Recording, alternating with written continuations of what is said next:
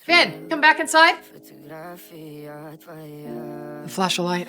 That wasn't Zoe trying to process her trauma. Zoe and Kate had both been assaulted by Cole in the past. He had even sneaked into Zoe's office and sent an email from her computer. Although the detectives knew the man was the attacker, one of the victims had withdrawn her complaint. Therefore, the detectives could only find Zoe. Benson showed Zoe her picture in the newspaper. Then Benson asked who owned the photo. So is it possible that Roger took these photos and he gave them to Eli?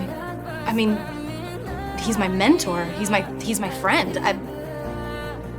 I thought he was my friend. Why would he throw me under the bus? To undermine your case. This is undermining my career.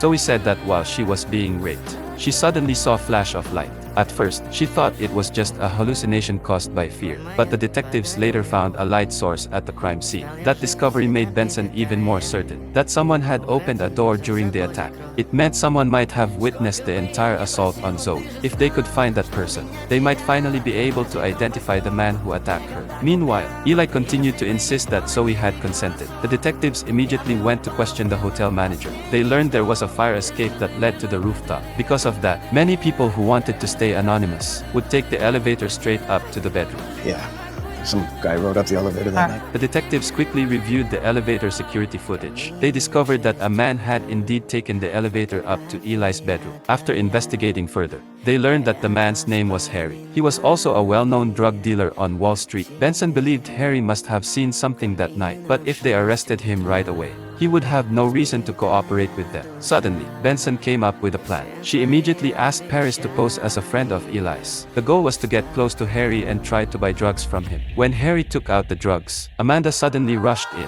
They arrested Harry on drug trafficking charges. Sorry, bro. Did I forget to tell you I was a cop?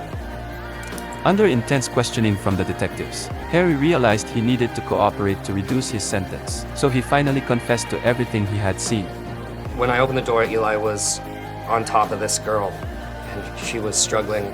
I heard her say, "Stop, get off me." And he didn't. It was ugly.